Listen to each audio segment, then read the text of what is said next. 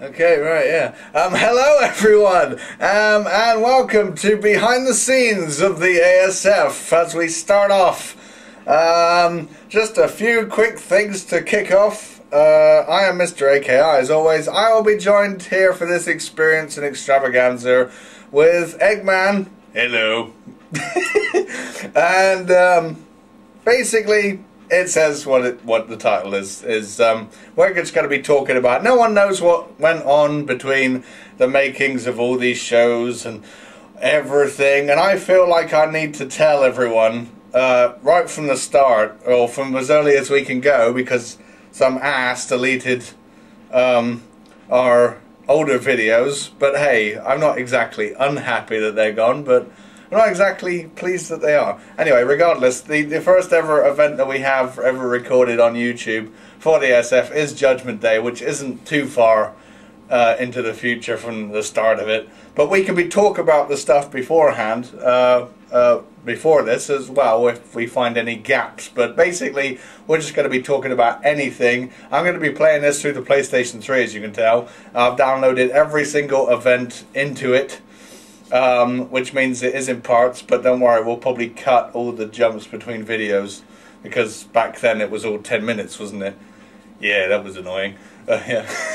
But we can talk about that as the time goes. Anyway, so yeah, we better kick into this because it's an hour and 20 minutes I've recorded, and we're going to do both Judgment Day and King of the Ring, but King of the Ring will be uploaded, well, I don't know, just after Judgment Day, I suppose. And then we'll have another two next weekend, and so on and so forth. Every Thursday and Sunday we're going to be doing this. So yeah, just give you the ins and outs, you know, the inceptions of stories, what was going through all our heads, problems, just anything that comes up. I mean, I will talk about literally anything. And also you can ask questions for future events to come. Just ask anything that we might, or you think we might not cover, or you know, we can talk about it anyway, and then you can find out, you know, the ins and outs of the ASF as we trundle along. And we're going to go through every single big event, like I said. So we're going to do Judgment Day. We're going to do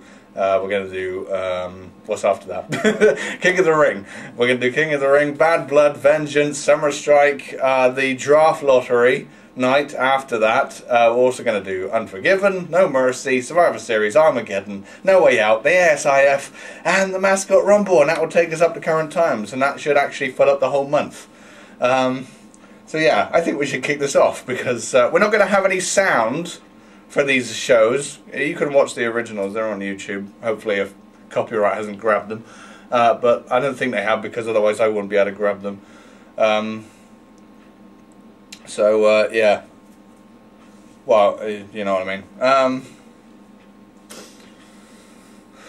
So let's kick off. Yeah, let's do that. You've been waiting long enough.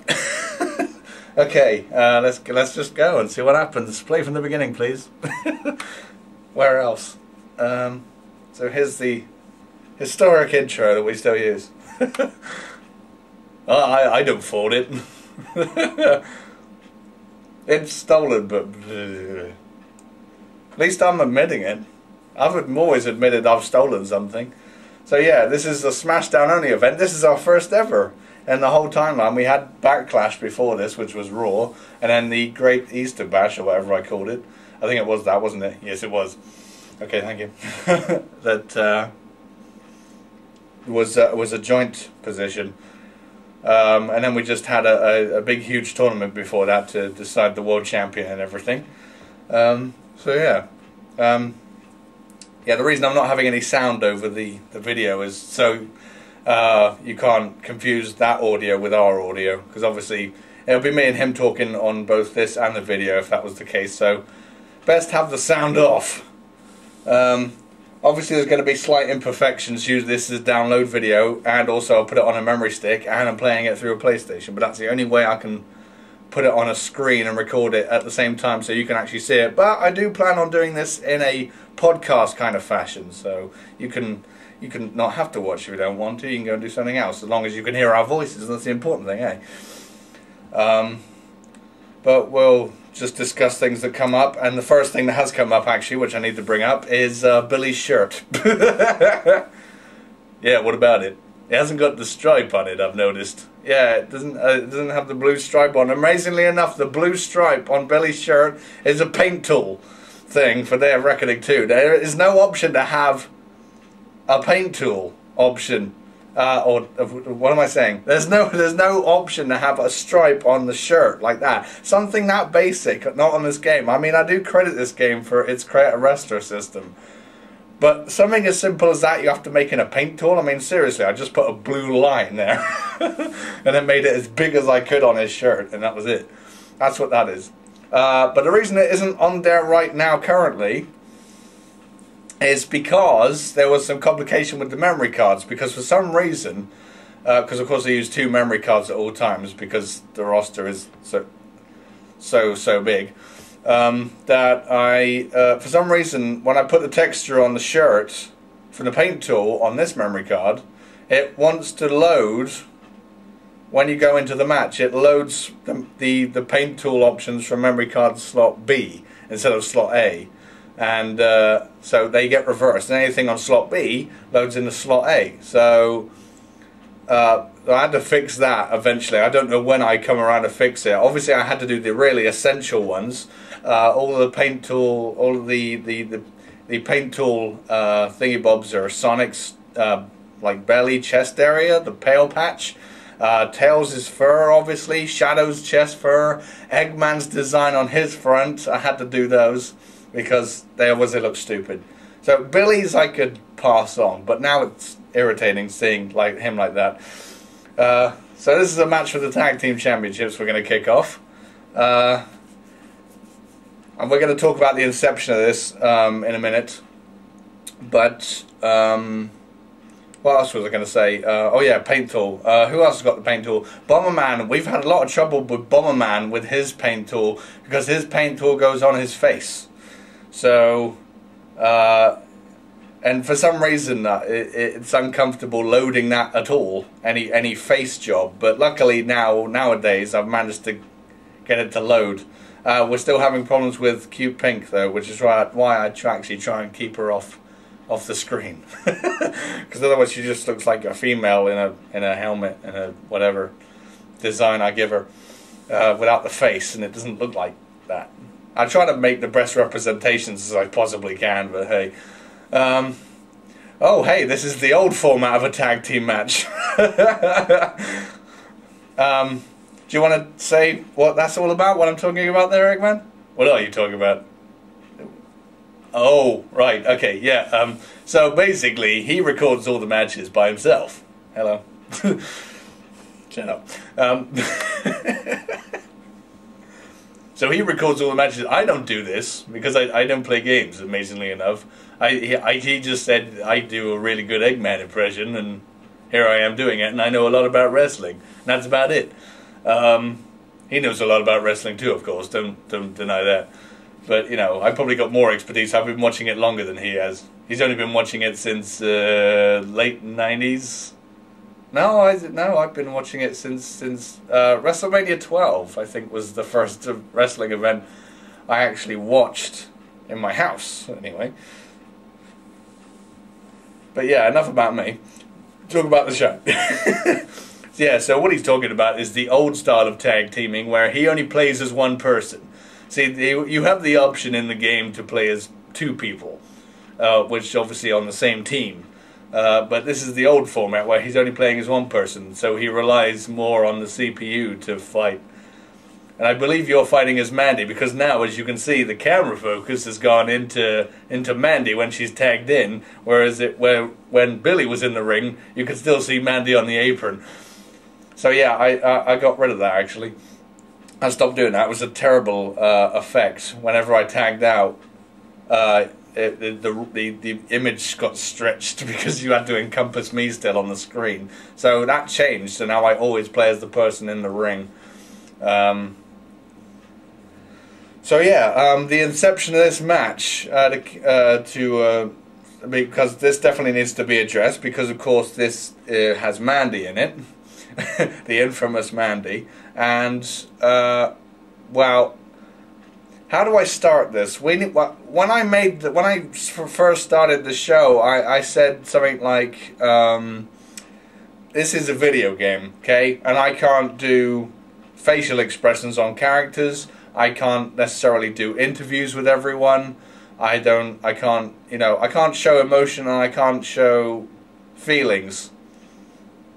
So what needs to happen is, to sell emotion and everything, is I need to completely rewrite the wrestling book. Well, not completely rewrite. I mean, we're keeping to the traditions of how you do wrestling, but I needed to do more things that were different and not. I mean, you probably know where I'm going with this when I say that, when we're talking about Mandy, but it was a case of simply, what can we do in wrestling that's never been done before and would never be dared to do, which would really give the show that edge. And first off, you said, have the females fight the males. I did, because that was a thing that wasn't happening at the current time of this showing. I forget when this show came out. Was it 2008? I think it was. Yeah. Have to check our history books on that. I see you have absolutely no notes whatsoever. Yeah, I really should do my research before I do this, but hey, I'm doing this on a tight schedule. And we thank you for it. Oh, thanks. But, yeah. So, what can we do in wrestling that's never been done before, and will probably never be done before? I said immediately, let's have a female competitor win a major championship. And you just ran away. Yeah, I wish I continued to run away after knowing, you know, because things progressed afterwards and I found out that I had to be assisting with this eventually, but that was unplanned. But we'll talk more about that when the time comes. So yeah, I did run away. I said, a female competitor winning the major championship. You're out of your friggin' mind. But I deterred you to come back. You did.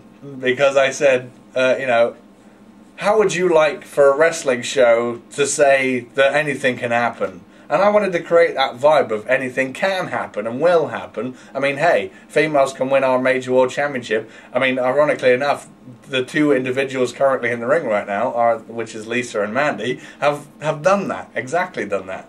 Maybe Lisa winning the YouTube title is not such a big thing. That's another thing I'd like to talk about a bit later, but when we get to that. But yeah, the world title has been held by a female competitor in the ASF. I mean, I've never done that before. In the old ASF. I mean, I've come close. I've had females in the main event. I always like that feeling of having everyone face everyone, because then you have maximum potential for matches. You're not so limited, which is why I do like using the Dare Reckoning 2 game. Well, I could use a few others, but this is the best in terms of create a wrestler that you have on offer. And there goes the video. So yeah, we're gonna jump cut all the time. You wouldn't notice anything, I hope. What was I talking about? Females. Yeah. So, you know, I was just I've come close to having them. They've been in them because we have a limited roster. I only have 3 memory cards, which can only hold so many people, and you've got to take into consideration if I have a match with more than 2 people in it, and they're all from 3 different memory cards, I need empty slots to put, because I can only use 2 memory cards. So we have a limited roster, so I thought, so I agreed straight away to have males fight females, even in the old ASF, but you know, I never pushed the envelope, because that was only like text. And it's hard enough writing wrestling in text. That's probably why I stopped, actually. I said, how about I do it on an actual friggin' screen, you know? And I can use a video game. It's become a popular art to do with these core leagues. So why don't I do it? I wasn't intending to be competitive with them. I just wanted to do it. It's just something I wanted to do. It's just like, oh, I can beat that show over there, or I can beat that show over there. I just wanted to do it because it made sense. It was a lot more better, even if it limited my abilities for what I could do compared to writing. Because obviously, like I said, it's a video game. You can't do a lot in a video game. You got to see the same suplex and the same drop kick and the same everything. So you had to be a bit more creative with storytelling. So that was one of the first things that I said, is we need to make this so anything literally can happen, because otherwise it's going to be pretty boring. That's how I determined you to come back. Luckily I believed you. And I'm actually with it now. I'm actually glad we did it, because it's like, you know, we've done it now, and what are you going to do about it? It's kind of an accomplishment. We're probably one of the only rarest shows out there in terms of wrestling to even dare even think about putting a major championship on a female competitor. But hey, we're all for equal rights, right? I guess we are. Even if it is Mandy, at the moment, at this point, I didn't actually know who it was. Well, I did kind of lean over to Mandy, simply because Mandy was, how can I say it? Well, I hadn't worked with her very much in the retro ASF, so it was a case of I really want to work with her more, because she's got that motto on the television show that she never loses, and I kind of like that in a wrestling environment. So I said, right, that automatically qualifies you for a push. Let's do the WWE approach. No, I'm just kidding. But yeah, so I kind of like that. You know, what was I going to say? So yeah, so that's why the reason we're having this match is to break that mold, technically, because I said, I asked you, I said, what can we do straight away to give Mandy that presence? And you said, put a title on her, give her a championship. And then I said, which championship? Because, and then you said tag team because of Billy. And then I said, okay, that's the idea. And then we obviously we're doing it now, because you pointed out that, you know, when you're a tag team, the whole focus is on the team rather than the individual person. If we put an individual championship on Mandy, that might seem like a bad idea, especially right from the get-go at this early stage. So you said to get people into the idea that she was championship material, put a belt on her that won't seem like a big deal at the start, and then we can move on from there, and they can have a tag team title run. Is this where they win it? Is this the historic moment? No, not yet. Mandy's got the mind melter on Lisa, if you're not watching. But no, of course, Lisa's the submission expert. What made you have the idea of the Lisa being a submission expert, by the way? Because you've given specific people these personas of their expertise, like he's a high flyer, or he's a submission expert, or whatever. He's a brawler, he's hardcore, he's a powerhouse. So, what made you, because you were doing all that, so what made you decide that Lisa was a submission artist, and Luigi and all the rest, and Void, and Tails? So the idea of that was, well, obviously I needed a range of people. I didn't have a lot of powerhouses, which is why I introduced Nightmare and people like Astaroth and Homer and, you know, people that can be big and powerful. So those are the powerhouses. But the submission experts, specifically for Lisa I have an answer for. We'll go ahead then.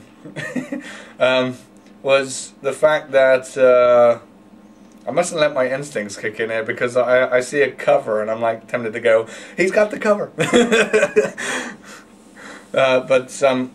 No, Lisa is in one particular Simpsons episode, I think it's where Marge becomes a cop. And Lisa is like, hey Mom, is this how you caught him? And she grabs Bart and she puts him in a half Nelson on the floor. And I love that moment. and Bart immediately taps out in the show. And then she's like, heh heh heh. And then Bart goes, yeah, like that really hurt. And he walks away holding his arm. So I thought that was really funny. There's the moment where they win. Voila. So yeah, that's the key moment that made me decide Lisa's a submission expert. Because she made her older brother tap out, like, immediately. That's no wuss when it comes to submissions. So there's the background information for that one. As for Luigi, I don't know. It just fitted. I guess because Mario was more powerful and more of a beating up guy, whereas Luigi, I don't know, Luigi, just I needed more. I think I looked at the whole roster eventually and said I need more submission experts, and I just drew names out of a hat and said, here's Luigi. Void I gave the submission expertise to because I wanted him to have a weird style and stuff. So, and there's a lot of weird submissions on the game, so I thought that would suit him. So he's a submission expert. And then who else was there? There was who else is a submission expert? I've forgotten now. Me too, actually. We're both dumbfounded. That's because Cream's come into the ring and she's in her old attire. Because now we're moving on to this women's championship match. Let's talk about the inception of this. Yeah, let's go ahead. All right, so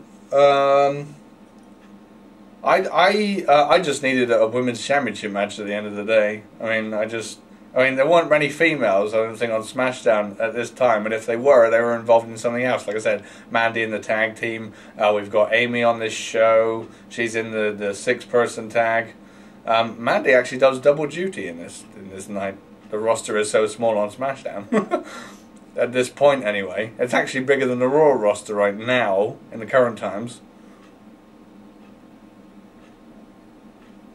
Which is a good thing, because we've got tag teams on it. So, I just had a drink there, in case anyone was wondering. So, I don't really have an origin for this match. As I said, we need a female match. Let's have a female match. And just stick Cream in there, because she's nice, and Rouge because she's a champion. Makes sense. Does make sense. So yeah, what else can I talk about during this match? So yeah, Cream's attire. I like to address this a lot actually, because this is a major thought process that went through my head when it came to Cream's attire, and this also goes for Amy's attire. We had too many competitors.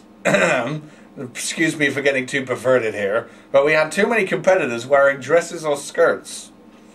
And the last thing I wanted, even though Rouge isn't here, and we also got Samus, who's another female competitor, and with A.K.I, you technically can't see up it, which is a good thing, or a bad thing. It depends on what floats your boat. We're not judging here. Or maybe we are, I don't know. But yeah, I said, and Cream is technically supposed to be like 6 years old. So, and Amy's supposed to be 12. I mean, Rouge is understandable. I mean, I would have put her in something that revealed her underwear if it gave me the opening. But we never have. But, you know, I said, I haven't changed Lisa's attire, but that's only because she wouldn't look like Lisa if I changed the attire.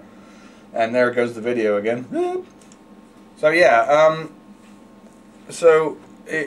we had a lot of females wearing skirts, and I was like, are people looking forward to these matches because they're good, or because, you know, all the perverts will get to see up them? I had a conscious moment halfway through making the show, because I was getting sick of them. You know, in Lisa's case, I disguised the underwear to be the same colour as the dress, so that's all good. But, of course, Cream is known, if you'd play the video games, and so is Amy, known for having white. I told you this would get perverted. I don't say I didn't warn you. Don't pull that face at me.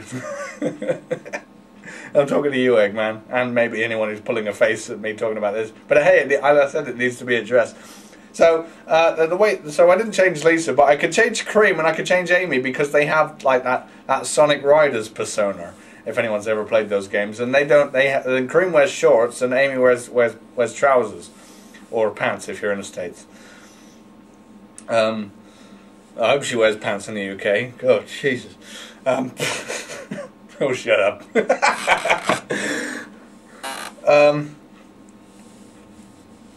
So yeah, here's me suffering as Cream at the moment. The only way you know who I'm playing as is whoever goes to the outside when someone's having a count out. The AI doesn't do that when they're out of stamina. They just try and fight on. Do very unsuccessfully do that. They didn't incorporate that into the game, the system.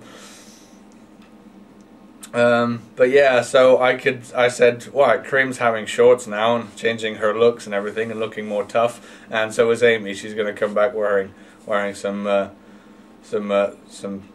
trousers or pants. She's wearing pants already in this country already. So yeah, so now we can avoid the underpants altogether.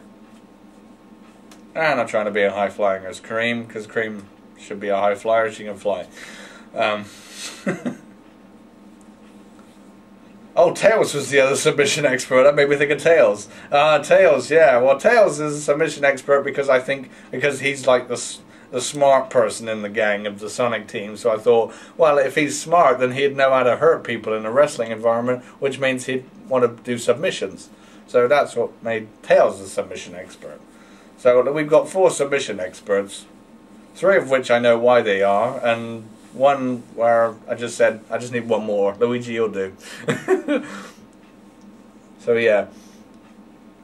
A few other people have picked up submission techniques as the show progresses. I think Takal has, and who else has? Shadow certainly has. He's become a submission persona as well, with that figure 4 leg lock that he does. So yeah, that's it. That's all I got to say. Is there any more other females that I've actually changed to prevent that? No, not really. And I have noticed you did say you changed. We'll end the provoted note here, folks, by me simply saying he sometimes did change Lisa's underwear bag to a different color.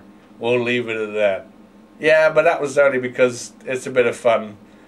I mean, like I said, I'm trying to cater for everyone here. And if they can see, what's Lisa wearing today? Right, as you said, we can end it there.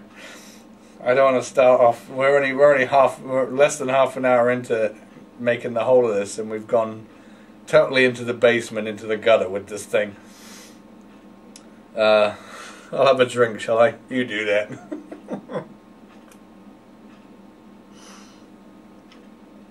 Right, what else is there to discuss? La la la la la. What other matches have we got on this card? There's the 6-person tag, and there's the TLC match for rights of the show, and the main event, which Mandy is doing double duty on. So yeah, the second half of this show really represented kind of like a sign of authority, because I really like that storyline. Even if you have to currently put up with one in the WWE, even though I'm not particularly watching it right now, with the authority and the rebels, so to speak. But we had actual rebels in the Sonic DX team, which is a classic team from the retro ASF, and it's continuing over into this one. So yeah.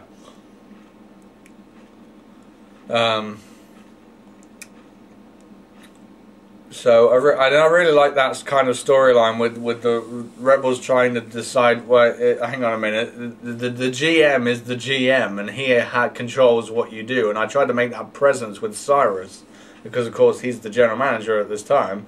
And I said, right, Cyrus needs to be an authority figure, and he needs to put his fist down and say, I'm the boss, and I call the shots, and I say what the matches are. Obviously. Because I'm the general manager of SmackDown, and so I needed to do a storyline with that in mind. Here's Rouge retaining the Women's Championship. Voila. I'm not sure when she loses it, but I'm pretty sure it's pretty soon. Pretty sure it's pretty soon. It's definitely not at the next event. We don't have a Women's Championship match now, so it might be at Vengeance. Yes, I believe it is. So you've got a bit of a longer run there, Rouge. Well done. So yeah, I really like how many times have I said this? About 1,000 times now. But I really like the authority. Here it is. Winning team member gets 1 night of SmackDown to control. And I really like that concept. God, that's an old that's an old picture. That showed my skill back then. God. I mean, I know I saw one previously for the previous match, but God, those title card matches, those match cards, display screens were so primitive.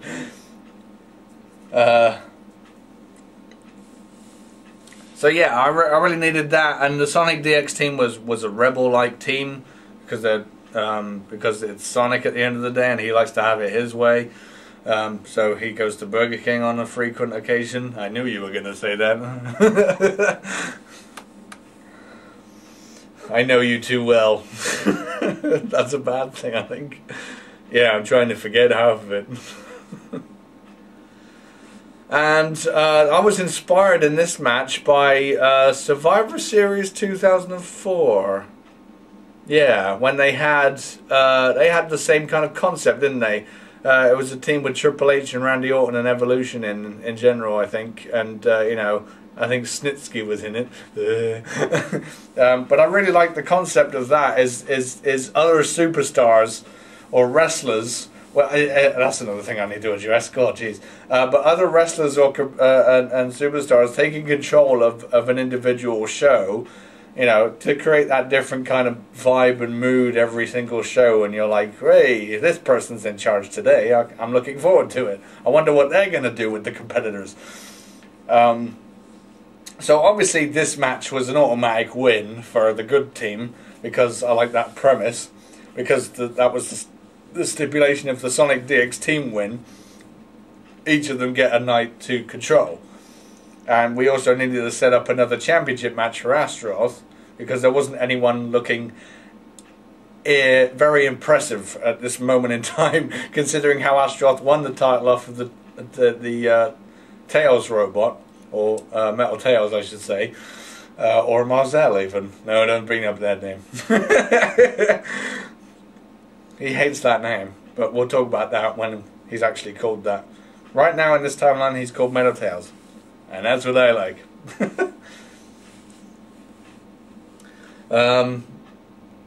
So yeah, what was I talking about? So yeah, Sonic DX team had to win this.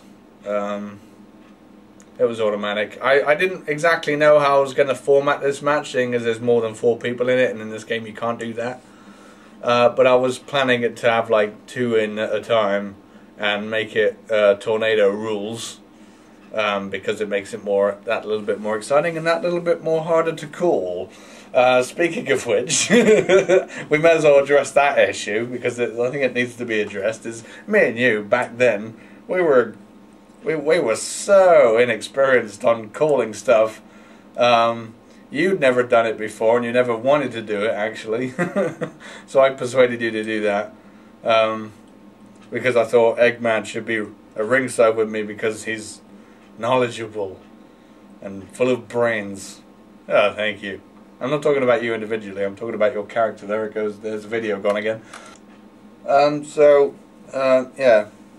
So I figured you should be calling it, doing the colour.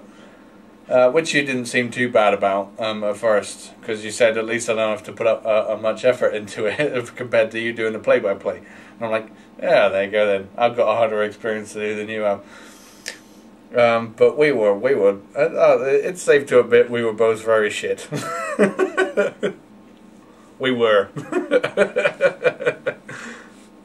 But hey, the more we do it, the more we improved. I say it's really started to pick up after Summer Strike, which isn't that long after this. So, you know, it started to pick up after that. You know, and it's been good ever since. Now we've got better mic skills ourselves, so to speak. You know, but if you stick to something, I always say, and you're no good at it, then if you stick to it, regardless, you'll get better at it. So, you know, that's what I'm going for. That's what we continue to do. We just try to improve and improve and improve and improve and improve. You know, we're still trying to improve now. Sometimes I'm my own critic saying, oh, I could have done that better for the current day stuff. you know. So there. So this match is very long because, of course, we had to go through several opponents because this is an elimination match. Obviously, I can't do it in any other format, which makes the match longer in terms of time. But that's kind of good because it lengthens the show out a bit more. So that means you get more action because there are some big events we have which are actually pretty short. No Mercy, which is actually one of my most favourite to make, because I'm sure I've pointed out before, maybe. But if I haven't, then I can say now No Mercy was really fun to make and the most fun to make. And that was only an hour long, I believe, in total for the whole time of the event. Maybe that's why I enjoyed making it so much, because it was so small. No, I'm just kidding. Because there have been some longer events which I've enjoyed doing and stuff, but not as much as No Mercy. But we'll talk more about that when it comes up to that point. So yeah, so here's an early look at Dimension X. Actually, yes. Is that your input? I just came here to make smart remarks.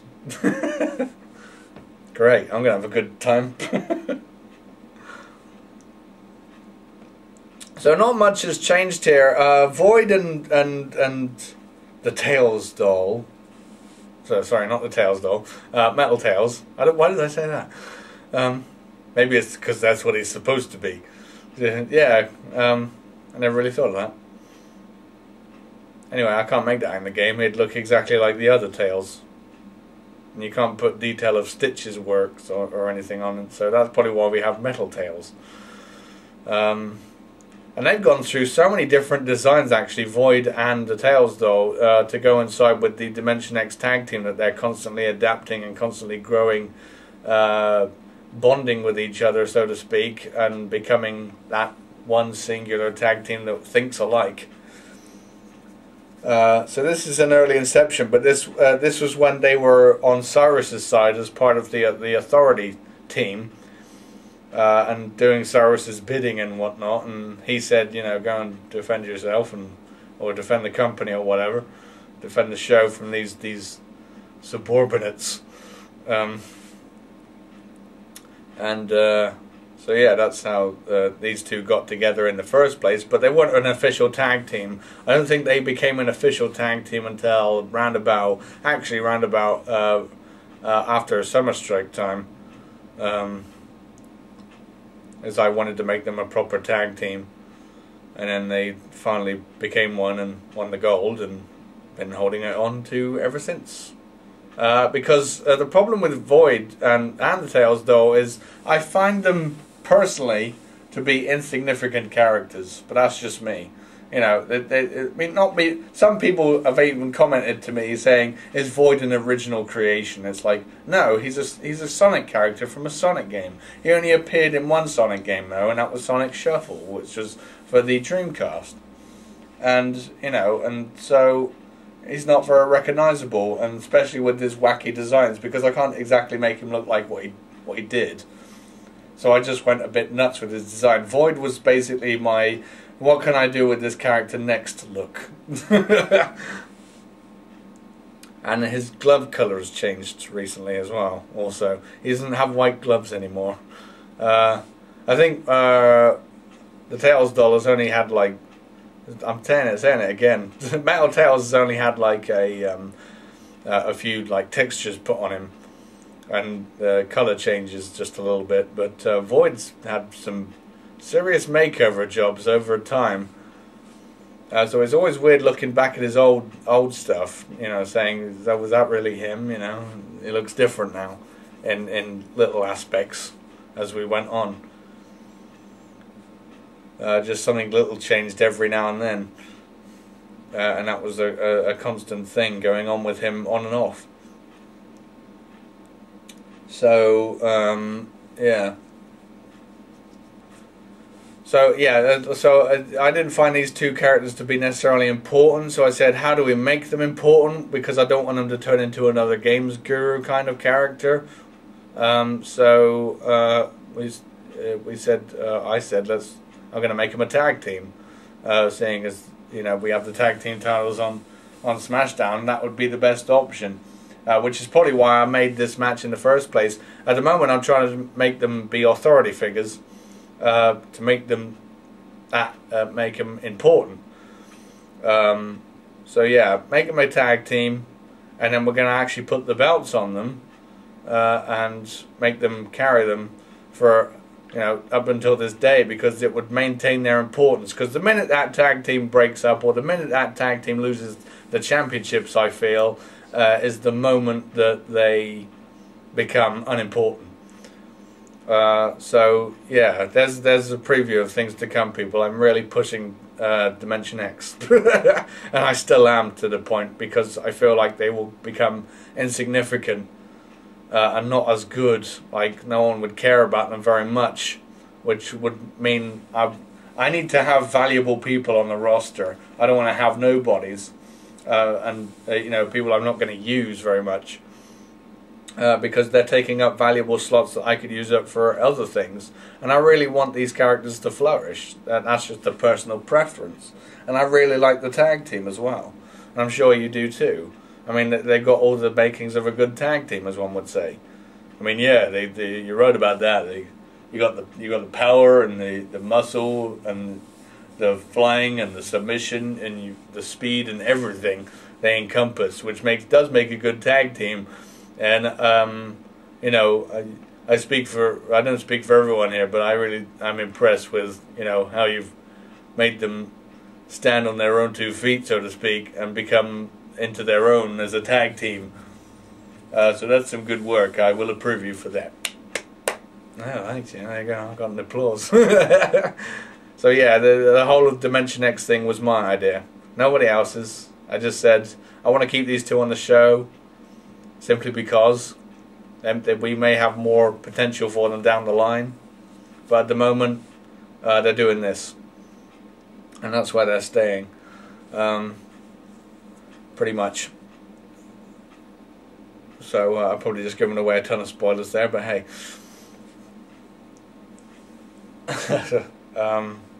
When the show does kick off again in April, yes, the show is coming back in April. So Eggman's looking forward to that, I'm looking forward to that, and I'm sure all of you are looking forward to that. With the Rumble Aftermath. Right, what else can we discuss right at this moment while this match is going on? What about Sonya? Well, that's the point. I'm talking about important people, and Sonya I haven't utilised for ages. But trust me, she will be coming back to be utilised more often when the ASF does come back, because of course it's our biggest event coming up, and I want to utilise more people and make things more important than they usually are. So she's coming back, making a comeback. It's mostly because I was too focused on other character stories.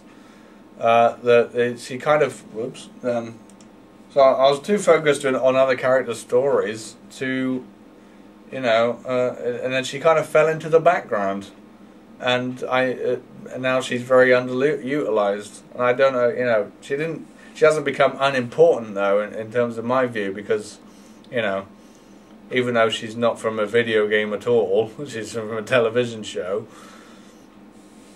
I felt like these characters needed to stick around. Because I can utilize their personas when I want them to, because it's brother and sister, and everyone always likes that bond in wrestling, or at least I do anyway. When you have a family relation in the ring together, it makes them that much more important. So I kind of like that bond, and we don't have many in terms of family relationships in the ASF at the current moment. I mean, there aren't a lot. I mean, we got the Simpson family. That's about it, I think, in terms of any kind of family relationship. So we need more, or we just need to stick with what we got, because that bond is special, and you can write storylines. Like I said, Sonya can be utilized very cleverly when it comes to any storyline that Manic is involved in, we can go on the emotional role. So that's actually why I keep Sonya around, in case we need to go into an angle where someone needs to harm his family. So let's bring Sonya back in instead of, you know, I have to delete her from the memory card and I have to make her again, which would delay, which would complicate the making of the show again. So that's why I kept her around, essentially, just for the sympathy act in case we ever needed it. To gather. Oh yeah, that's something I can talk about now, actually, is the, like I said, we had to change the wrestling rule book a little bit. I'm under the philosophy, like, we still have pushes and everything, and, you know, but we can't have pops, because it's a generic crowd at the end of the day. All I'm getting is feedback from the people who watch the show, and, you know, that's the only feedback that I get from what I should do next. Which is why I wish people would put more input into what they wanted, and then I would know which direction to put the show in rather than being a blind bat. And just trying to do the best that I could possibly can is avoid doing a submission on Sonya. He doesn't do that finishing move anymore. That was a bit of a horrible cut. That's early inexperience there, of them raising their hands in victory, but then suddenly Tails comes out to represent the Sonic DX team because Sonya's been eliminated. But yeah, so I like the family relationships, but yeah, wrestling rule book, sorry. Backtracking a bit too much there.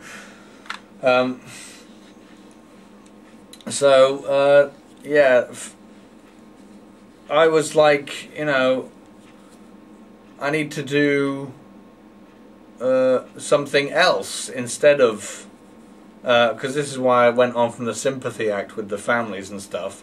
Look at this, Manic and Tails teaming up. Yeah?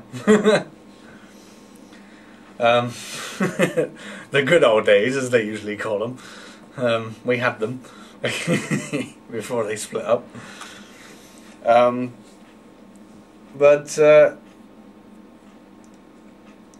I don't know what I was talking about anymore. What was I talking about? The wrestling rule book with the sympathy act. Yeah, so in other words, I can do sympathy acts in more than one way. Basically, what I can do is, I don't have to have family members necessarily. You know, it's nice to keep them around, as I said. But we can also go on a path where someone always pushes themselves but always comes up short. So it's like is always constantly losing the battle or whatever, or the rivalry. I did it with Sonic and Shadow, constantly doing that, and then finally Shadow prevailed. So I kind of like that story going through. I mean, they do that story in real life on other wrestling shows, where you know, it's to extend the rivalry out until this person scores a victory. But I really prolong it. It's like this person's going to constantly lose and things are going to be really bad for this person, and people are going to start saying, when are they going to actually start winning a match? I hope it's tonight, you know. And that's what I like to do, and that's what I've done with a lot of people. I mean, I've done it with Luigi.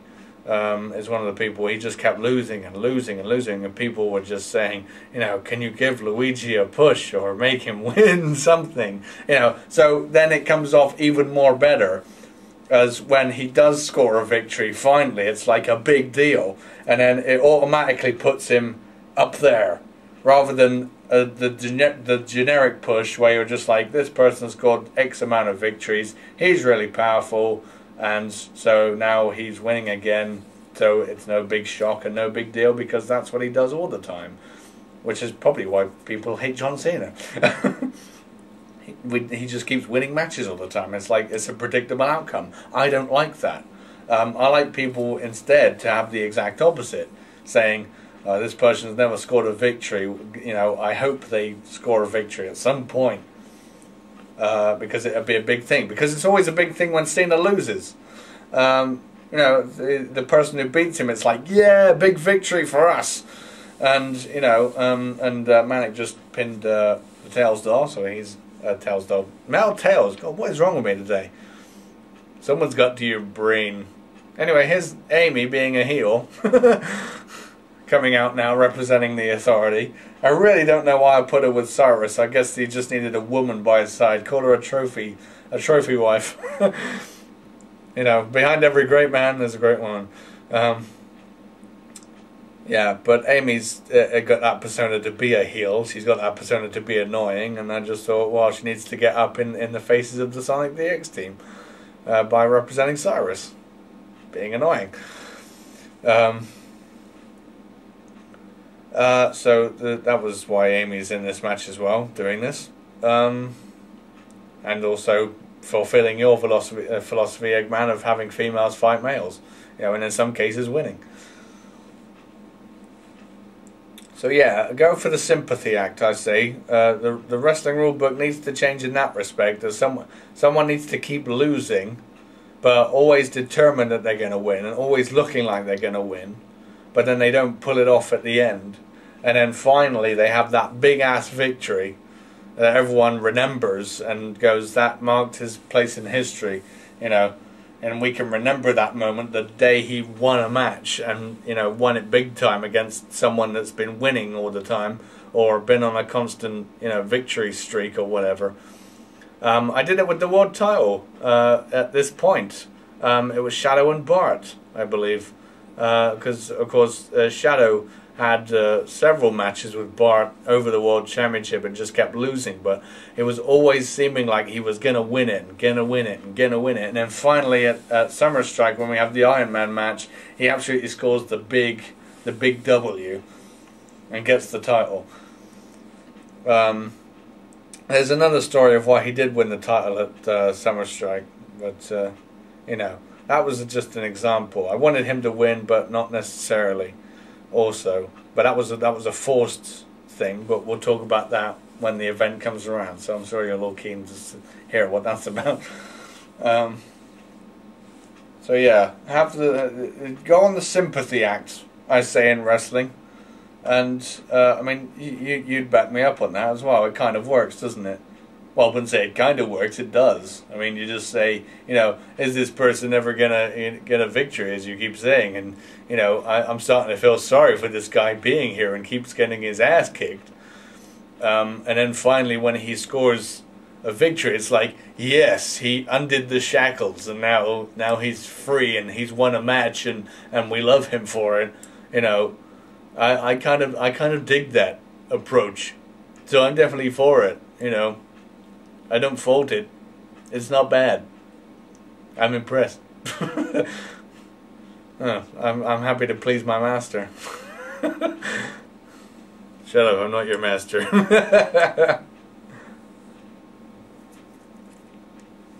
So, yeah, that's our philosophy for wrestling. He's got other ideas, but you know, we combine all our efforts in it. It really makes a collaborative effort. Considering how many, I'll keep that thought. So yeah, it really is a collaborative effort, putting all our minds together. And I mean, there's other people that have been contributing to the show as well. Even some of the fans, to some extent, have been putting in their contributions, technically saying who I should put up, who they like, who they don't like, whatever. And I pay attention to them as best I can, you know. Yeah, and we've had input from other people. I mean, as you know, we had Star, of course. we remember Star, don't we? The general manager of Raw. Oh yes, we do. And because she's not with the show anymore, can I personally say I didn't like her one bit. Oh, you're cruel. No, but she gave me some ideas as well. And some ones which really made me go, hey, actually that works. And you know, every other person that's contributed that's in some way to the show, be it doing voiceover or whatever, has also said maybe this could happen. You know, I'm always up for ideas from other people, because it's like I'm fed up with sticking to what I know. I want to know what other people know, you know, and have their knowledge of the show put in, so then they feel that much more part of a show. As I do. I have to keep turning down people as of late, because storylines have been already pre-planned and everything has been executed for the long term rather than the short term, and so but everyone's put in a little bit on the early goings, and I've fitted stuff in that needed fitting, because obviously I haven't been able to think every storyline in advance, so when things do come up I will put stuff in. I'm still open for ideas now. I might not accept every single one of them, but I will be open to them, and I might, think about it for, a few days, saying, that could possibly happen or it could possibly not. So I'm always open to suggestion. I've never actually said that for the show, but I am. It's like I want people's input. Because I don't want to stick to what I know, because otherwise the show becomes generic, and you know what's going to happen next, because it's just my methods being utilised. And I have your feedback, and I have everyone else's feedback, and and I take it all in, and then I put it together, and I give it a tweak, or I improve it, or I change it, or I don't touch it at all, and I stick to what I was going to do, or what they wanted to happen. So yeah, there's still an open book technically for certain situations. Even though the ASF is coming to a close, but throw it out there. You never know. Your idea might suddenly crop up on the show, or whatnot, or anything. I really don't care. I want this to be the people's show. It's for the fans. At the end of the day, that's what I've always said. I said, because that's what I've always said wrestling is about. It's about the viewership. I mean, why wouldn't it be? I don't want to fulfill my own. My own pleasures with this. I'll still stick to certain plans that I want to happen myself, but I will always be open to ideas from the fans, and that's always a good philosophy to build on in my IC. Yeah, for sure. I made a lot of people happy, I think, throughout the course of just doing little things even. Speaking of which, actually, I may as well just plug that right now, is the voting for the one night only event for next month, which will be in July, at the same time that the WWE will be hosting their Royal Rumble. I'll be doing another one night only event. So keep your votes coming in. Because you may get what you want out of the show, because I always try to make the best show possible. I think I have brought that up before, that I always try and, because all these matches go through a lot of recording time. I mean, it's not just what you see on the screen. I've done more than that. I've done way more than that in terms of recording everything and having to get everything, and then there have been certain things I've liked in the matches. I said, right, I'm keeping that no matter what happens. Even if the wrong outcome comes along. Because if the wrong outcome comes along, there have been some instances where the match has been really good, but the outcome has been wrong, and we've had the wrong winner. So, I'm just playing with something here, I don't know why.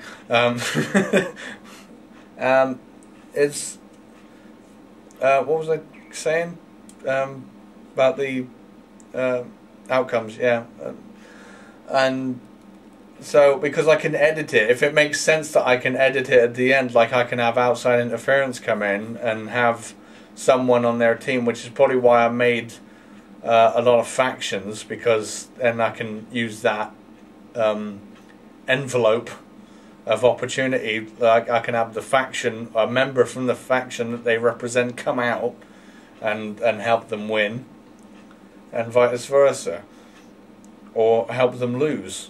If we want to turn someone, or if we want to, just anything, it opens up opportunities for something where you can't have a lot of storytelling or opportunities of storytelling or anything in there. We can have outside interference, which is why the ASF. That's another thing we changed about the rule book, Eggman, is the outside interference. Oh yeah, that's what you said. You said. He said, wouldn't it be great if, because seeing as the referee doesn't disqualify, you can't control people invading into the match, so we have to do it custom-wise. We have to actually record the match and then record the interference post, and then stick it in afterwards. And then you said, wouldn't it be great because otherwise the referee would call for a disqualification if it was a regular match. So we can avoid that happening, and I can have a perfect match and still have the wrong victory, and then I can change it in post. We should have that rule where interference from outside is always legal in the ASF, and then you can have that philosophy of anyone can come out at any time and do what they want, you know, or it can be a fair fight or whatever, and it makes it more true with that rule in place that outside interference can happen at any time, unless of course you say in the rulings that no one can outside interfere, but that kind of pins you down. I think you've only done that twice, or once maybe. I don't recall you doing it a lot anyway, or it happening in the show where you've restricted people from interfering on the outside. I mean, you even had people interfere on a Hell in a Cell match. So, you know, you even have people that interfere in a cage match. That's when the invasion started, actually, when we did that. So yeah, you can carry on. So yeah, it opens up the book. That's why I try and do a lot of faction work, or at least on Smashdown here, I do a lot of faction work because it's called tag team division, and I want the tag team division to flourish. And because I don't want anything to die out, any division of any kind to die out, because that's just the worst thing ever that can happen, because otherwise you only make one thing important in the entire show, and then everything else just seems secondary and unimportant and unviewable, because you made it that much more lower in status. So everything has to maintain importance as much as I can maintain it, you know. And I you know, no exceptions. I would try and do the best for each division. And lo and behold, here we are doing the 1-on-2 handicap situation, because now it's come down to 2 members against 1 in the elimination process, which means Tails has the odds stacked against him, infamously. We always like doing that in wrestling in general. But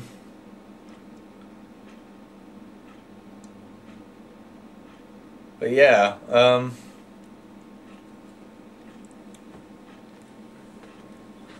what else can we talk about? You really haven't prepared for this, have you? No, I haven't, but like I said, I don't know what we were going to talk about. That's why I didn't want to really plan everything. We're just going to go by ear, and just do what we can. So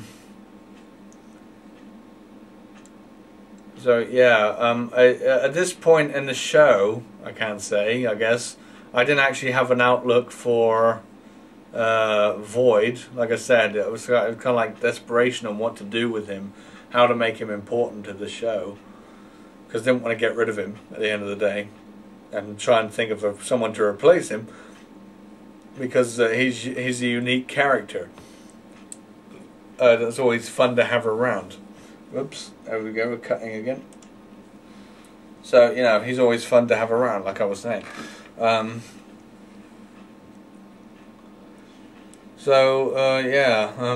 was I talking about? So yeah, I didn't know what to do with Void still at this point. He was just being, you know, he was just being a pawn in you know, it was in a big master plan on the main story of Authority versus the Sonic DX team.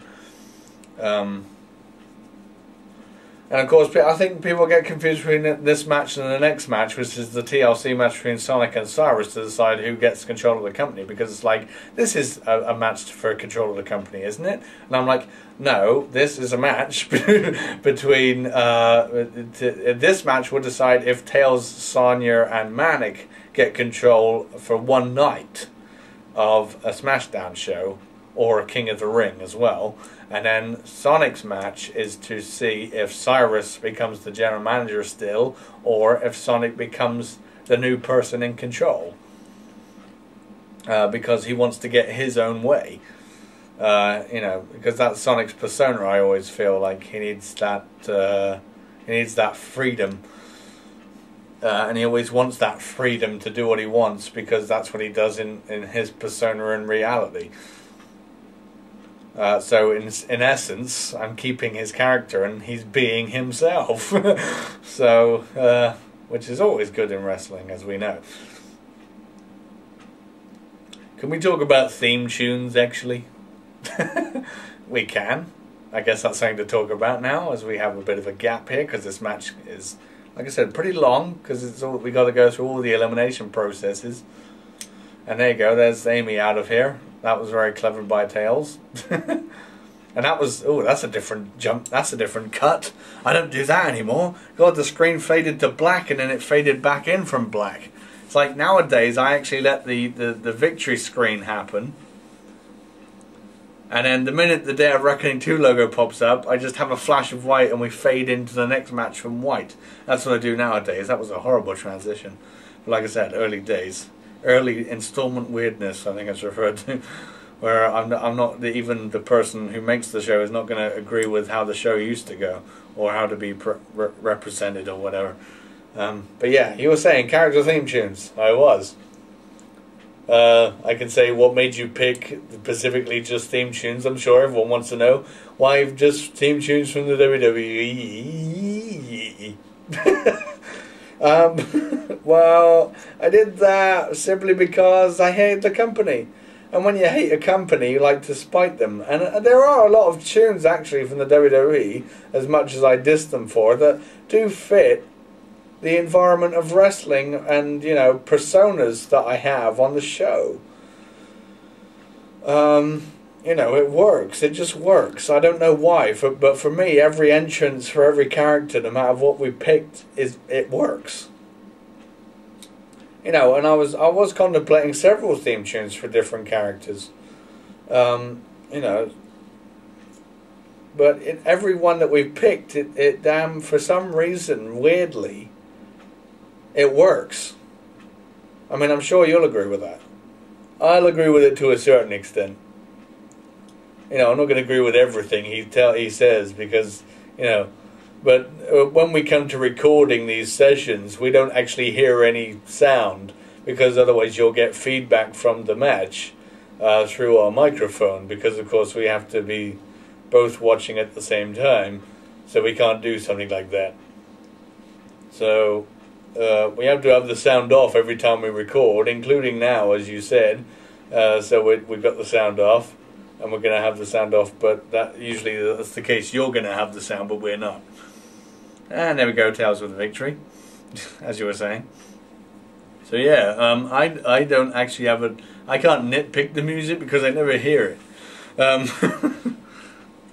So yeah, but I agree with some of the people, like, why just the WWE? You know, you could have had others. And I have kind of, sort of incorporated a TNA theme into Mario. But, yeah. There you go. God, that match screen, it just screams horribleness. Grimm's big mouth being opened up. Of course, that was the theme for I wanted to keep that presence of Grimm being in the main event for the championship. Like I said, at this point in time, actually, we never had any strong opponents for Astaroth because the way he won it, he just looked really impressive. I left it up to the CPU, believe it or not, to decide that match because that was the early days and I'd had no to little direction. So I said, "Show me the way, computer." And Astaroth just won it so impressively. I was just like, well, who can stand up to that? Let me think. Nobody. So Grimm was going to be filler here, just to put Astaroth over, or to give him a challenge at least, because they never actually win the match. No one actually wins that match. We actually go to a time limit draw in this event.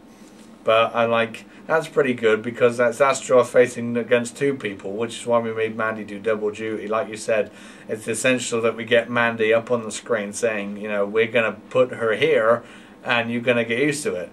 You know, and I hate shoving things down people's throats, but that's something I really wanted to do. Like I said, I didn't get to work very much with Mandy or Grimm or Billy in Retro ASF because they'd only just come in like a year before I died.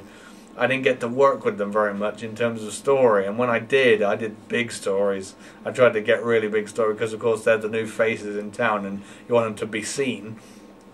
So I really wanted to continue just working with big stuff with Grim and Billy and Mandy. I know I pushed Mandy more than I did the other two, but now I'm putting the other two again in the spotlight, and they've been doing that on and off. And I say, Grim got in a very good storyline post Summer Strike as well.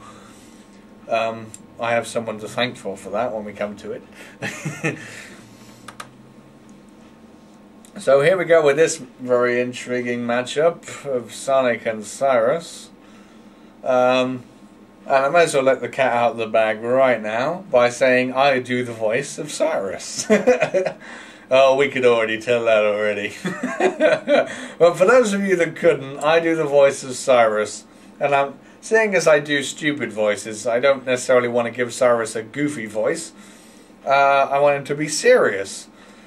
Serious Cyrus, because he's in control of Smashdown. So therefore, I just toned down my voice a bit. And let give me an example now. I don't usually have to cough for some reason. But yeah, here is Cyrus. This is Cyrus's voice. It's calm. It's mellow. I'm in control. And I know what I'm doing. I'm giving a leg drop to Sonic. Isn't that impressive? So yeah, that's I do Cyrus's voice. Cyrus is not a person that I know. He's just a persona made up that I made up overnight. No, I didn't make it up overnight. But I needed someone in control. I needed someone calm, and I needed someone who looked yellow and black. No, I didn't. I'm just kidding on that front. I wanted Cyrus to have a unique feel and look to him, and he needed to be a human, because we've got a lot of animals on this show. So this is a very rare opportunity of seeing actually a TLC match between two people, because I don't think I have done a lot of these kind of matches. We've had Aki's debut against Bart was the TLC match. And Shadow versus Chaos was a TLC match. But other than that, I don't think we've had very many others. We had one at Summer Strike, but that was a tag team one. So yeah, this is a rare opportunity site of match, which should be utilised more often, because it's actually one of the more funner matches. I actually enjoy doing TLC one-on-one matches on this game. Here's Sonic trying to go for an early victory, and I'm like, no. Because obviously I'm playing as the winner here. I don't always play as the winner, mind you, so don't jump to conclusions, but you might have noticed that anyway. But I never always play as the winner. I always play as the person that would be most suited for this match. And the reason I picked Cyrus for this... Whoops, I'll hold that thought. Yeah, the reason I played as Cyrus is because he has some nice moves that can put people through tables, as we'll find out in this one. So yeah, and it's always nice to try and get the CPU at the top of the ladder, because then you can have the tumbles and the spills and the hey, holy shit, he fell down all the way to the outside or whatever. That's always a nice one-off occasion if it ever happens. So yeah, I always play as the person that makes the most sense in these matches.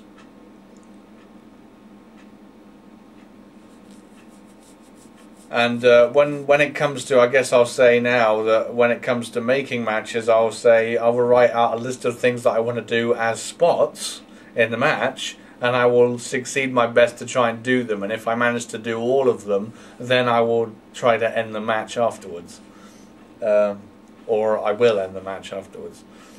And here's Sonic again trying to go for it, and I'm busy going, no, don't win it this fast.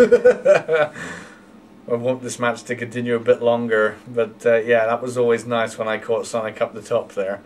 Some nice moments there of Sonic tumbling down and Cyrus saying he's in full control of this.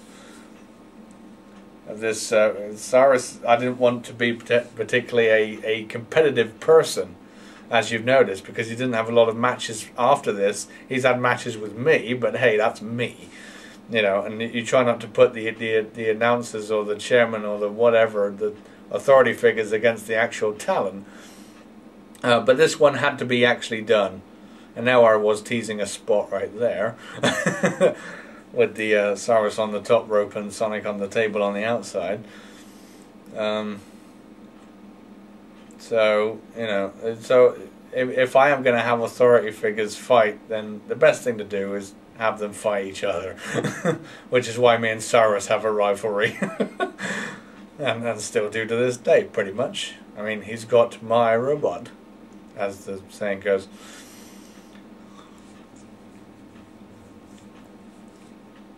So yeah, this is one of the rare matches where you see authority fight. I mean, I know, Eggman, you've been involved in a lot of the talent when you become essentially part of the authority, but you're still, I say, your character is part of the actual talent on the roster rather than being authority. Because me and Cyrus are definitely more authority looking. So is Star, and of course I avoided a lot of contact with her with the competitors when it came to matches. As for Connor, that's self-preference. She wants to be involved, and that's fair enough. Like I said, I respect input from anyone, including her. Sadly. You don't like her, do you? I'm probably not the only one, but hey, it's all part of the fun, right? Now you heard it from me. I don't like Connor, and I don't like Star. I don't like a lot of people who's been representing Raw as an authority person. You certainly don't. I don't know why. Oh well, there you go. You like Kanina though, as our ring announcer, don't you? Oh yes, I do. Here we go. I'm setting up this nice spot in the corner here with the table. So yeah. So that's why this is a rare occasion, of course, as well, for Cyrus being in competition. But it needed to be done because, like I said, it's authority versus... And if you want something done, do it yourself. And we needed to have more match types, or more matches on the card for this event, as it was, because we have very little as it is because of the size of the roster that we currently had at the time. So that's why Mandy's doing double duty and Cyrus is doing working a match and winning it, if anything. Sorry to spoil the victory, but you've probably already seen it. I mean, if you've been watching since the get-go. If you haven't, then why not? Go back and watch it. Cyrus wins. Voila. It's a rare occasion. And that was a failed spot, but it worked either way because I got backdrops through the table, and we always like that. I was always thinking, you know, once I improve on the commentary skills, me and you, that we should just redo these, but because we can't have the sound now, because we would have the original sound over it, which would include our voices of the original commentary, it wouldn't work. So unless people want us to do a recreation of these events, like with our updated announcing voices, including Kanina as the ring announcer, then go ahead and ask and we might do it. But you won't have any sound from the match or anything.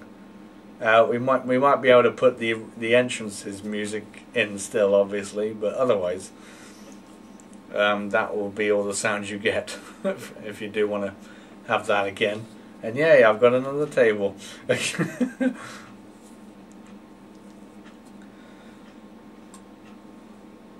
So yeah, I enjoyed this story between Sonic and Cyrus went on pretty much until he left Smashdown after the draft, because of course Sonic wanted it his way, and eventually got a championship match, and then was gonna get Mario at Summer Strike and all that.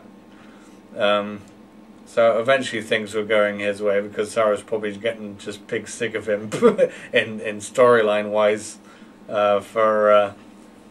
Wanting this and wanting that, they were just fine. He just gave in eventually, so that kind of fell short. But I still enjoyed it for what it was worth.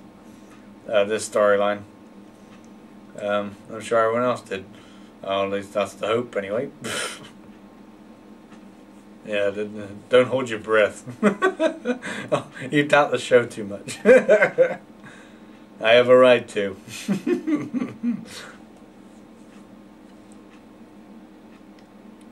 I'm going to have another drink, even though we're pretty much almost near the end of this. We've still got a few more parts to go.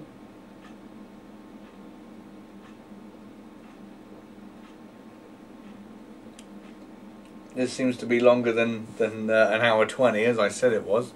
Oh well. The more the merrier. The more we talk about, the more you know.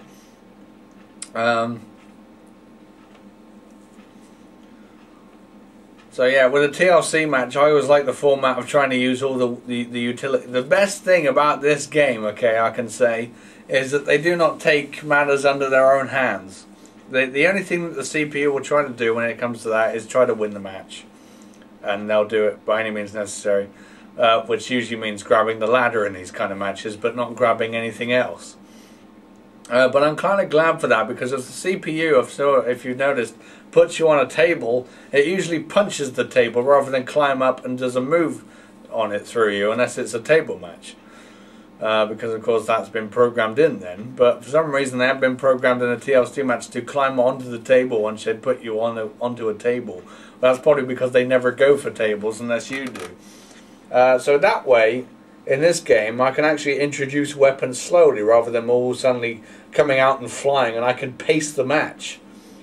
So I can have a battle for a little while and have the ladder introduced, and then someone could bring a chair in, and we can go like, oh, here comes the chairs, and then and then I can introduce the tables and do the same thing, like, oh, it's table time and all that crap. So it's actually nice that the CPU's mindset is to grab the ladder. Because then I can pace the match instead of all the weapons coming out at once and just mayhem, and it would be much more harder to call and to pace and to anticipate, instead of just saying, oh, here comes the ladders and the chairs and everything. So the ladder will be a constant, but the other weapons are a nice thing to introduce, so that you can say business just picked up, or the match can progress now and we can move into this spot or whatever. And it's a good thing to do, so I kind of like that. I've noticed it does that with the current games, if you've noticed. If you ever had a TLC match and the CPU is only being controlled, they'll always go for the frickin' ladder. There are other games where they will go for other implements of destruction, but I'm sure you know what those games are, so we won't go into it. I think this is the end of the match, actually, because this is the final bump we're going for here. The table spot with Sonic. Hooray! I did the virus driver, or the outsider's edge, as it would be referred to, or the razor's edge, or whatever, and as Cyrus climbing the ladder and winning the match. A fairly good match. We had some table spots and some chair hits and whatnot, and that's the end of the video, so we better go to the next part. Jump cut. So yeah, if it's one thing I always don't fault the CPU for in this game, is the fact that they don't go for the other weapons, which means that I can introduce them when I want to, rather than them being introduced improperly, and then it creates chaos. So yeah, it's a good thing. That's a good thing. That's a good plus about this game in particular, that the CPU never goes for the other implements of destruction, and I can introduce them to the match when I want to. Which is all good for match planning out and everything. So here we are with the main event. So like I said, we had no powerful person to face Astaroth.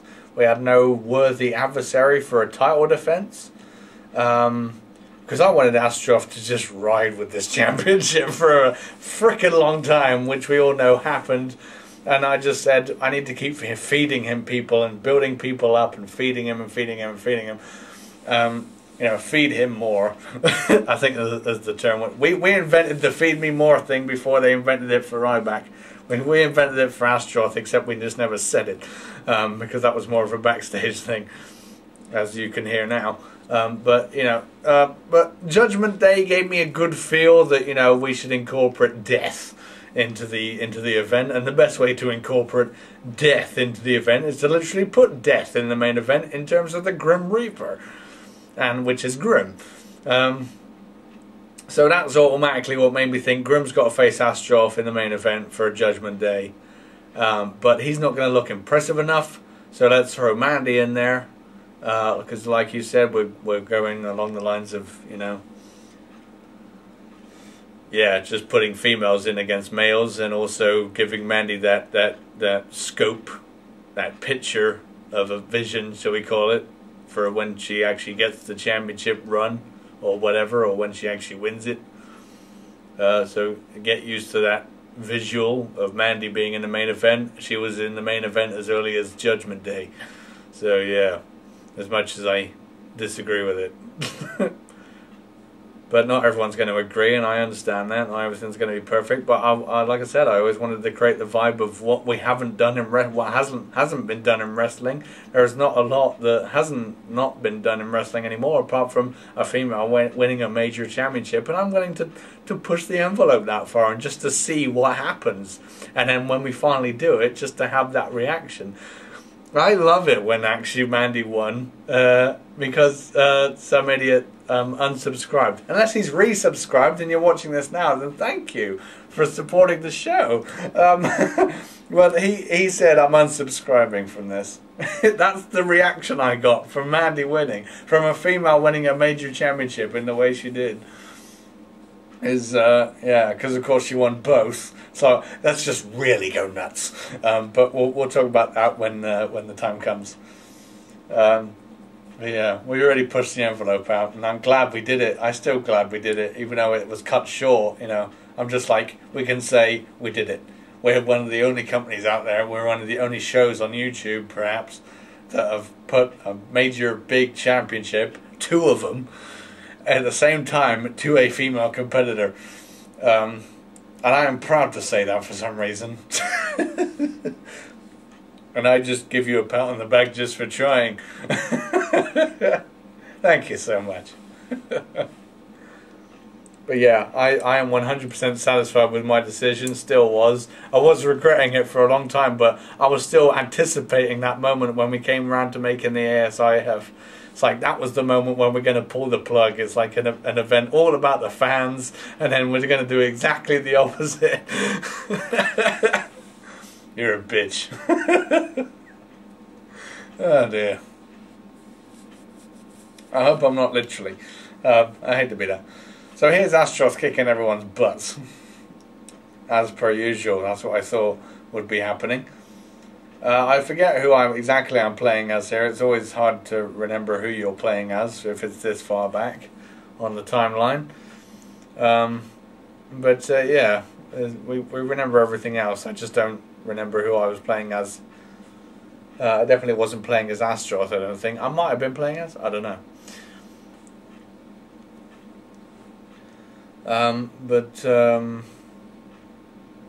Yeah, this event, Judgment Day, we got Grim, and we need him to look equally tough. So like you said, put Mandy in there. We got male on female action, males fighting females, and we also put so this match achieved 3 different things at once. It gave Astaroth a decent championship match, because I didn't want him to just own people. At the end of the day, I wanted him to have a long championship run that was impressive looking, but I wanted him to have trials and tribulations along the way, because you do. Because otherwise it doesn't make an exciting main event at the end of the day if you just say, oh, here's Astaroth and he's going to face this weakling over here made of shit and poo. To put it in some context, you know, because that's what pretty much these two were, because just look at them. Sorry to any Grim or Mandy fans out there, if there are. They probably are. What am I talking about? You're just making enemies as you keep going, don't you? Oh dear. Still love it. You know, you get that sense of power. Like, I can control what these people watch, and they're going to sit down and they're going to watch it. And sometimes you do get a bit power hungry on that aspect. And Astaroth just did a lovely suplex there, as much as I'm not supposed to be calling the action, I'm supposed to be talking about other things. Yeah, I just like. But Grim and Mandy were just, you know, obviously not championship material. No one was at the time, and I couldn't put Sonic in a program because I wanted that Sonic was the holy grail for Astaroth to face, which is why I did that match at Vengeance the way I did. I wanted to make it you know, controversial and everything, which is why it should have been. And you know, the highly anticipated, you know, when Sonic finally going to get that title match, and he's going to get it at Vengeance. Cyrus is finally going to give in. And then we've got a decent big main event, and I pushed Sonic all I could, and Astaroth has still got the belt, and he's looking equally as impressive, if not more. So yeah, so I tried to make the main event as important as possible. It's a handicap match, 2-on-1, tornado rules for the team instead of tagging in and out, because you can't do that on this game, even though I haven't hardly done it on this game. I think I've only done it for a few matches. I think we did it for the Cyrus Robot versus Bomberman and Link at No Mercy. But other than that, I've never used the tag system for the handicap. And there was Grim with a pinfall. See, it makes it more likely that they're going to win, and they're not.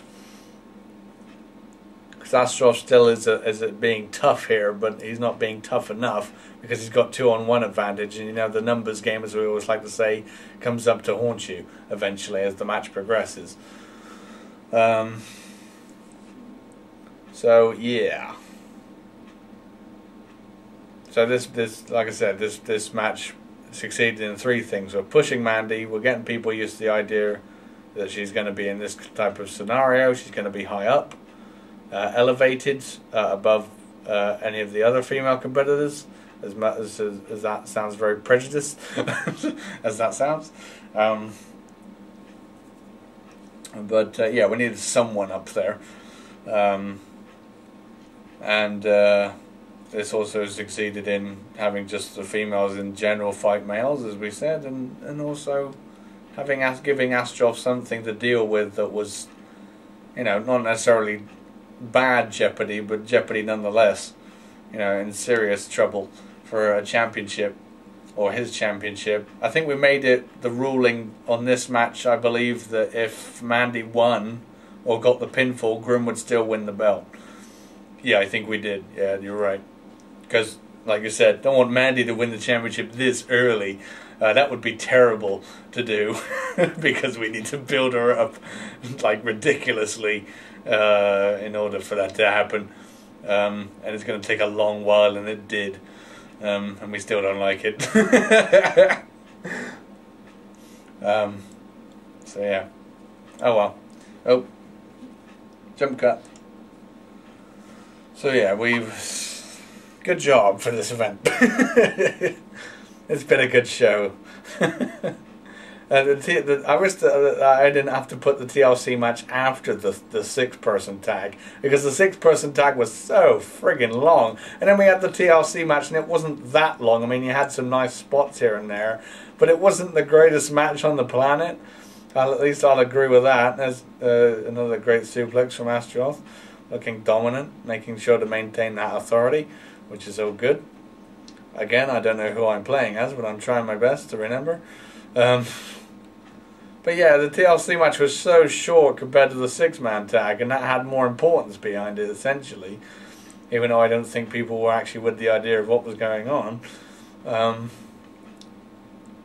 Because number one thing in this thing in general is selling storylines is really hard to do in this environment. Because number one, you don't have many you need voice actors for your characters in order to have any storyline whatsoever. Otherwise, me and you, Eggman, have to tell the storyline from the commentary table. You know, saying, oh, he didn't like this, or he's going to deal with him because he said this, and whatever. You don't actually ever see it, we just have to say it. And it's really hard to tell a storyline in that kind of fashion. So I'm glad we got more voice actors in and stuff as the time went on, because it makes our job so much more easier, and it's already hard enough as it is. Maybe that's why we've got better for our jobs, is we didn't have to do everything like we did back here. Yeah, I'll agree with you. It's definitely a burden not to worry about it. We only have to bounce off of what you've made people say, because you write all the promos and everything. I do. So yeah.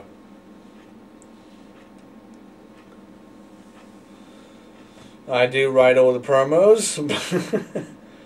Although I do, like I said, I get feedback sometimes. Like some people say maybe he should say this instead, or maybe she should say this instead. So yeah, that was the whole premise of that. So I write all the script, but again, I get all the I get feedback, and I will take it in and adapt it to the point where I actually write what people want to say that they feel is correct to say, including you. In fact, I don't do yours. You do all of yours yourself, don't you? I do. Seeing as I said, well, you know what's going on with the show. I have to keep telling you all the time, but you know what's going on with the show, and you know what your character is about, and you know what storyline you're in, and you write your own promos. So that's what you do, and you just go improv on your ass, on your own ass. And it's kind of fun that way. It certainly is. I don't have to follow any script or anything, or any bullet points. Sometimes I will give you that kind of format. I will say you need to bring this up because this is going to be why you're doing this promo in the first place, because you're suddenly like, what am I doing? Why am I having this talk? I don't need one. And I'm like, well, you need to bring this up. And then you're like, oh, okay then. And then you go and do it. He does them here too, actually. Like a lot of the other people do, actually, so I can direct them more. So yeah, that's why it all seems to come out from the same microphone, because we're all doing it through the same microphone on some occasions. There are some people that work for us over the pond, over in the States, so obviously they can't come into my house and come and record lines. So yeah, I have to do it over Skype or whatever. But people come in and do their lines, and I'll direct them, and I'll say, you need to say it like this and that and whatever. Star was definitely the most hardest to direct, as I'm sure you'll probably understand, and she couldn't even grasp the concept of having a good promo. But hey, I think the more we did it, the more it became more hilarious, and the more it made more of her character. I still hated listening to them every single time. But hey, it's all part of the fun, like I said. It is. Yeah. Whatever. If it's one thing we'll remember Star for, it's for her incredible voice work she did for the show.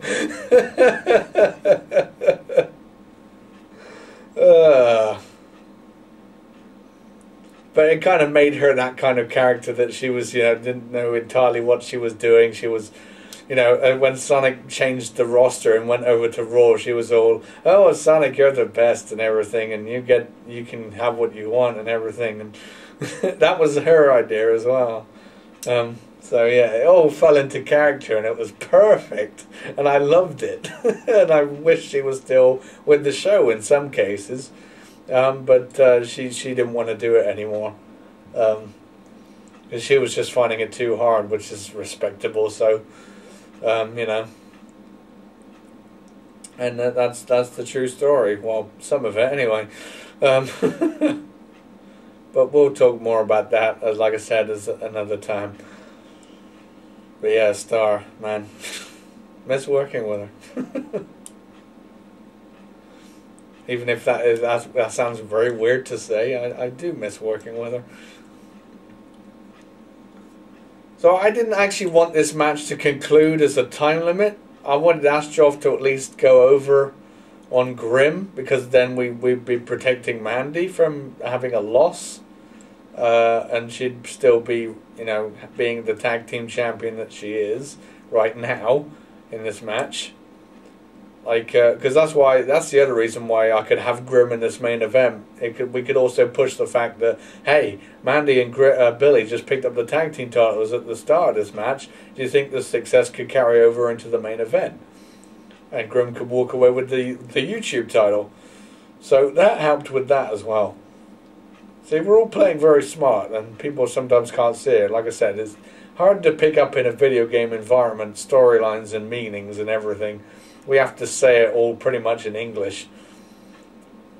What's going on and why and how and what and where. But now we could get to really say what we were meaning, which is why I primarily wanted to do this kind of format of behind the scenes stuff, because we get to talk about things in detail rather than just in general. And all individual events, because in every single event different things happened, and you know, ideas came about and things happened and whatever. So yeah. Ta-da. Is that how you're gonna end this? Yeah. Need another drink. Take over, Eggman. And do what? And do something. Talk about the match. What's your personal preference over this? Well, of course, I was all for it. I mean, I dug it. Like you said, it achieved a lot of different separate things, and it came out positive. We didn't have the best ending ever. Like you said, you didn't plan this, but the match, I think you were starting to, because you do all the matches in order, I think, don't you? Mm-hmm. And so, you know, this was pushing. This was when you were definitely strict on your time limits on when the show was going to come out, because you wanted them as regular as clockwork. So, and time was pushing for this one, so we needed to get it out. And you said, "Fine, time limit drawer is good enough." And so, yeah, that's how that happened. And I still say, you know, because it doesn't put anyone down in a time limit drawer. It just keeps everyone the same level as what they were, if not, and it just slightly elevates them, because you can say they lasted this long. And you know, Astaroth, it does push him in an effect, because he put up with 2 opponents for all this time and still couldn't be beaten. So it's like, yeah, he's definitely still having that unstoppable persona that you're giving him. So it worked, and I'm glad it did. Yeah, because Astaroth is going to be in a lot more championship matches after this that are stacking the deck. Not necessarily against him, but the odds are certainly not going to be looking good. Because I tried to make him as... cut. You know, because I wanted him to be an impressive champion. But I wanted to still have that big fight feel with everyone. That, you know, serious things can happen, even to Astaroth. You know, that could jeopardize his championship winnings. So he still had to create that presence. Because otherwise the match is rubbish. It's a squash match, essentially. We are definitely nearing the time for this, but it's been very eventful. I probably have underestimated the time of this event, so I will do King of the Ring next weekend now, because we're pushing for time here a bit. God, this is almost reaching the 2-hour mark for this event. That isn't bad. That isn't bad at all. And King of the Ring is actually pretty much the same length thing, as we have an absolute double amount of matches, because I think we have 11 matches on that show. There's Mandy almost winning the title for Grimp. So yeah, I think we'll say there's 1 minute left on this match. And it ends pretty abruptly, I believe, because I didn't know how to end the show back then as much as I do now. So yeah, I hope you've enjoyed this experience of listening to me and him. Not so much him, but more me, because I was more involved in everything. He was just here to do certain things, but he's come to join me anyway, because it's all fun, and I need someone with me for this, for sure. Someone that you all know, and he'll continue to come for the future ones, I hope. Yes, I will. Very gladly so, because I still get involved. Like you said, I've got involved in the show in certain aspects, so I'll be more than happy to come along and do some more, if not all of them. Yeah, because I may pick up other people who want to talk with me about the show. Who knows? Well, we will see. The future is unknown for this point, but the whole of this month we're definitely going to be talking about ASF things. So yeah, here we go. 5, 4, 3, 2, 1. It's over. Time limit draw. So I hope you've learned some wrestling knowledge. Like I said, if you have any questions, just go right ahead and ask in the comments. And